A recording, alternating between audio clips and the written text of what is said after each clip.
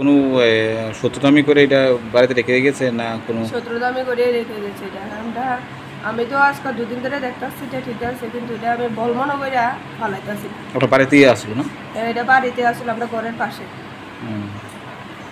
আপনার মনে হচ্ছে শত্রুতামি করে এটা আপনার বাড়িতে রেখে গেছে? হ্যাঁ, কেউ সন্দেহ বা আমরা সন্দেহ আছে।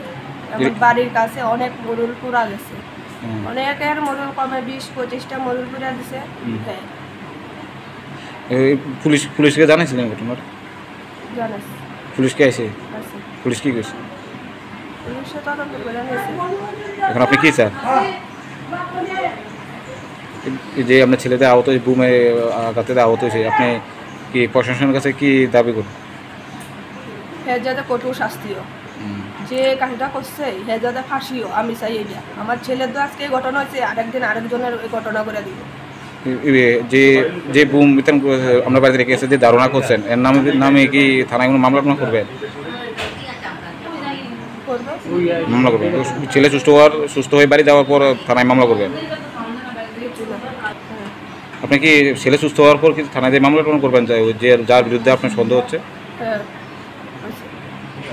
বারোটার সময় একটা গুল জাতীয় বুমের মতন এটা আমার ছেলেটা খেলছে পরে এটা ব্লাস্ট মারানো হ্যাঁ অসুস্থ হয়েছে। আপনি তখন বাড়িতে ছিলেন না? আমি বাড়িতে তখন আমি কাপড় ধুতে আসছি বাথরুমে।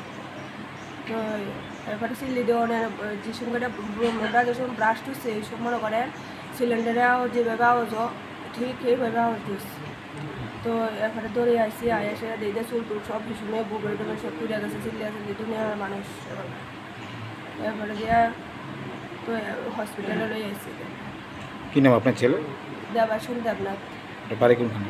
বাড়ির সাউথ চন্দ্রপুর। আপনি কি হয়? আমার ছেলে নবোদয় স্টুডেন্ট। নবোদয় কোন ক্লাস পড়ে? ক্লাস 7-এ। ছুটিতে বাড়িতে আসেন? অসুস্থ অবস্থায় বাড়িতে আনছি, ব্যথা আর বমি আসছিল। এরপরে মনে হচ্ছে কালকে নিয়ে দিয়ে আমু, আগামীকাল বৃহস্পতিবার থেকে পরীক্ষা। ক্লাস 7-এর? উদয়পুর নবোদয় বিদ্যালয়ে পড়ে? এই বন্ধুয়ার নবোদয় বিদ্যালয়। নবোদয় বিদ্যালয়। এটা কি